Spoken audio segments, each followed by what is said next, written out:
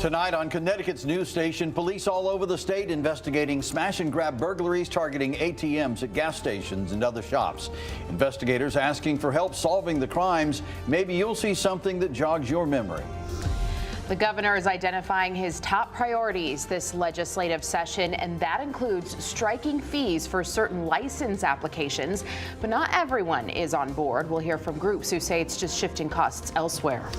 The only person facing charges in the fatal shooting of an 18-year-old in Hartford appears in court, but they're not accused of pulling the trigger. We'll take you inside the courtroom as the family grows more desperate for answers.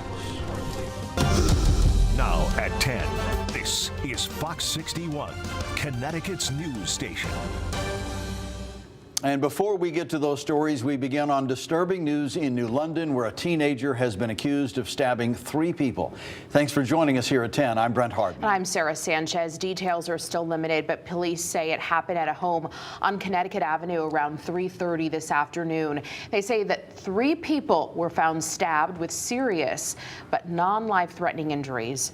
A 16-year-old has been identified as a suspect, and police say the teen is not yet in custody. We're working to learn more details or bring you those details as soon as we have them.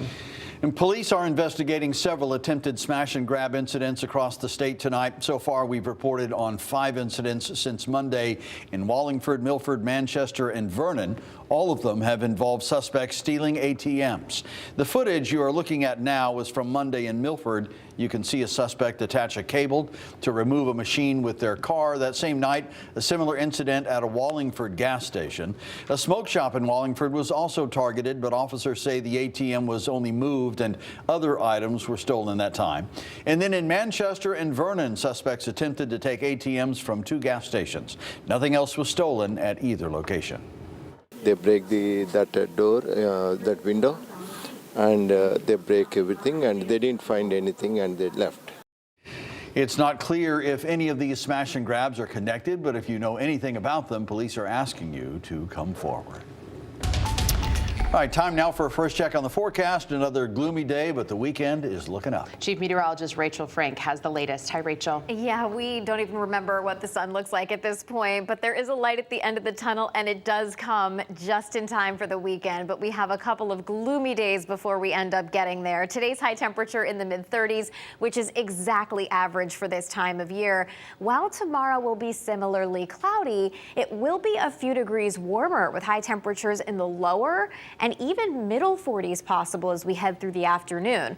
Nothing showing up on the radar, but the past few nights we've had areas of patchy mist and also the chance for some flurries out there. So I don't see any reason why that can't happen again tonight. If so, there is a chance for a few sneaky slippery spots, though most of us should be just fine as we head towards daybreak tomorrow. Overnight lows in the upper 20s to right around 30 degrees. We're waking up to a very familiar sight. Very consistent weather. Temperatures near 30 degrees with mostly cloudy skies at 7 a.m. As we head towards lunchtime, we're already up around 40. And again, we could see highs in the low to mid 40s as we head through the afternoon. Later tomorrow night into Friday morning, there is a chance for a rain or a snow shower in spots. And then we'll talk about the return of that glorious sun. Full forecast coming up.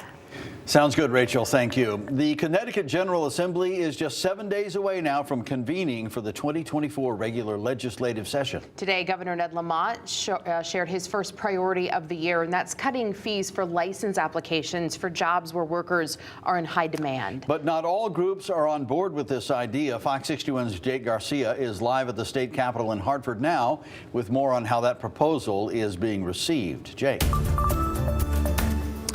Well, Brent and Sarah, Governor Ned Lamont is calling for state lawmakers to eliminate the initial license application fees for certain positions in education, child care, and health care. And while some are praising the proposals, others say it doesn't go far enough. Connecticut is at a critical point when it comes to health care, education, and child care. We're desperately short of nurses. We're scrambling. Just at the very same time, the nurses who would going to hell and back during COVID, then we're asking them to do double duty. As the state faces a large shortage of workers, Governor Ned Lamont has unveiled a new proposal that would get rid of initial state licensing fees for educators, home child care, and nurses. It's not a lot, but it's a little, and I'd like to think it makes a difference. It's everywhere from $40 to $200. For newer teachers like Sarah Azukas, she's seen firsthand how these fees can hinder people in her field. When you're an aspiring educator, you have to pay for tests and your schooling and your EdCPA exam. And then once you get your certification, it's like, oh, you can't get it yet. You still owe us $200 in order to get that certification. While the move is largely supported, some say this move does not go far enough. We do agree that we'll remove barriers for workers and for graduates of our colleges and universities. But unfortunately, at the same time Governor Lamont is removing this barrier, he's adding many more barriers by his failure to properly fund our public higher education system. Seth Freeman is the president of the Congress of Connecticut Community Colleges. He says with adequate funding, bigger financial barriers can be removed. We have long waiting lists because we don't have enough room for all the students interested in pursuing a nursing degree. But we're also seeing cuts to our nursing programs. Higher education advocates are urging lawmakers to approve nearly $200 million in emergency funding. But without the proper funding, Freeman believes the state will still face shortages.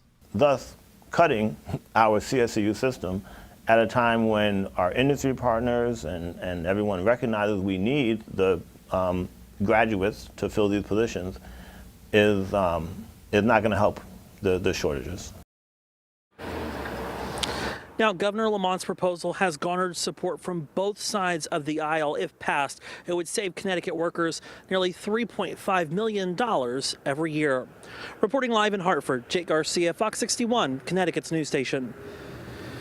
All right, Jake, thank you. Officials have released the name of the man who died over the weekend in a fatal house fire in Glastonbury. 48-year-old Jason Kowalski passed away early Sunday morning in his home on Neepsick Road. It took over 35 firefighters an entire hour to put the flames out. By then, it was too late for Kowalski. They're still investigating what sparked the blaze. The Good Samaritan who came to Representative Miriam Khan's defense while she was assaulted last summer faced a judge this afternoon. Jason Spencer was arrested months after that attack on charges he attacked Andre Desmond. Representative Khan says the veteran may have saved her life, and she held a press conference today coming to his defense. Jason Spencer should be rewarded for his bravery, should be celebrated, uplifted, and not criminalized. If I've served in a war zone fighting for the defense of others, I'm home now. If I see someone needing help, I have to intervene. And I feel all citizens should do that. Spencer will be in court again in March, where the judge will review his application for this diversionary program in order to determine if he is eligible for a case dismissal. A former foster parent is accused of sexually assaulting a child. The victim told police Roger Berrialt from Bristol abused her over a 10-year period starting in 2004. The victim was not placed in the home by DCF. Instead, the child was put in the home through probate because her mother said she couldn't take care of her. Berrialt was arrested and charged last week. A woman accused of standing in the way of justice for a Plainville family faced a judge in Hartford today. Sahara DeLuca is charged with hindering prosecution in the deadly shooting of 18-year-old Julius Rivera. He was shot and killed while leaving a convenience store on Broad Street on January 11th of last year. It was Hartford's first homicide of the year. Witness told police DeLuca was in the shooter's getaway car. The car was found abandoned on a highway not long after, but according to an affidavit, DeLuca told detectives she was out of town at the time. That's when police used cell phone records that they claim put her at the scene the night Rivera was killed. Today, her lawyer told the judge prosecutors have made her an offer. The state has extended an offer. I relay that offer to Ms. DeLuca, but we would wish to have a judicial pretrial to discuss that offer further. DeLuca will be back in court on March 20th. We're now on day 14 of the Michelle Troconis trial, and evidence surrounding a pickup truck is taking center stage. Yeah, we're getting a better look at what police found during the investigation into the presumed murder of Jennifer Farber-Dulos. Fox 61's Julia LeBlanc has tonight's update from Stanford Superior Court.